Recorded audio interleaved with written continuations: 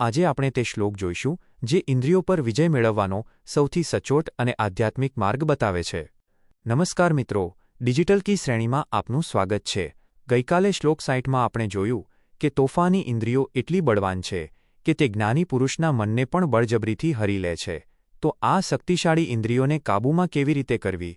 આજે આપણે જોઈશું અધ્યાય 2 શ્લોક 61, જેમાં ભગવાન શ્રીકૃષ્ણ ઇન્દ્રિયોને જીતવાનો અમોઘ ઉપાય આપે છે।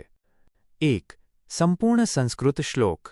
તાની સર્વાણી સંયમ્ય યુક્ત આસીત મત્પરઃ વશેહિ યસ્યેન્દ્રિયાણિ તસ્ય પ્રજ્ઞા પ્રતિષ્ઠિતા 61। 2.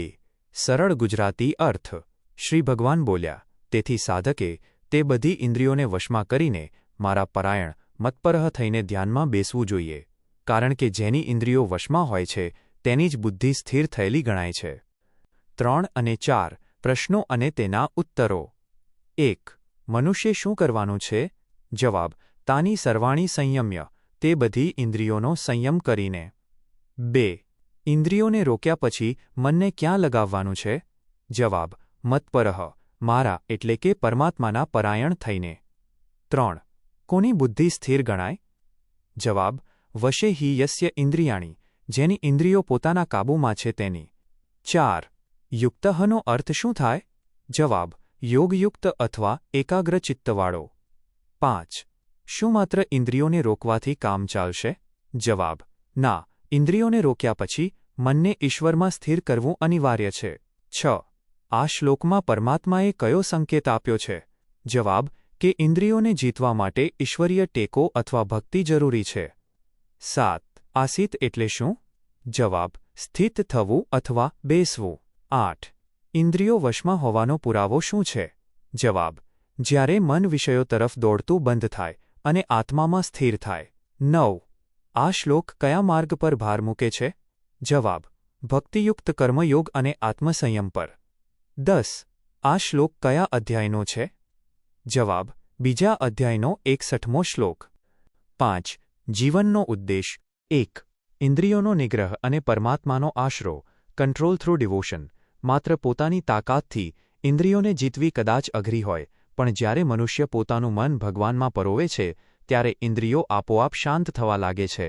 જીવનનો ઉદ્દેશ એ છે કે આપણે આપણા મનને કોઈ ઉચ્ચ આદર્શ કે ભક્તિ સાથે જોડીએ।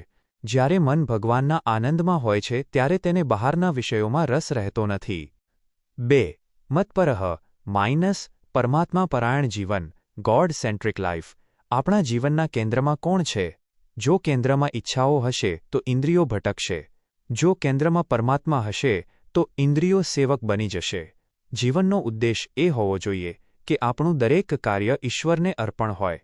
મત્પરઃ થવાનો અર્થ છે કે આપણે જે કંઈ જોઈએ, સાંભળીએ કે બોલીએ તેમાં સત્ય અને શુદ્ધતા હોય।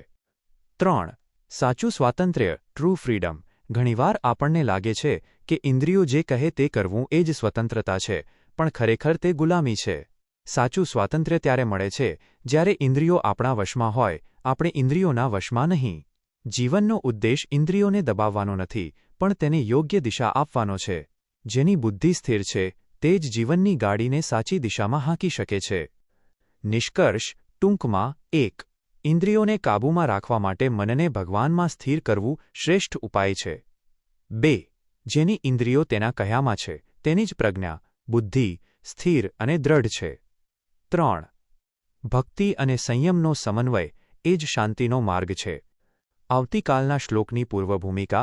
આવતીકાલે આપણે અત્યંત મહત્વના શ્લોકો 62 અને 63 જોઈશું, જેમાં ભગવાન સમજાવશે કે મનુષ્યના પતનનું મૂળ ક્યાં છે, કેવી રીતે માત્ર એક વિચારમાંથી ક્રોધ અને પછી વિનાશ જન્મે છે। સીડી ઓફ ફોલ। ડિજિટલ કી સાથે જોડાયેલા રહો। જય શ્રી કૃષ્ણ।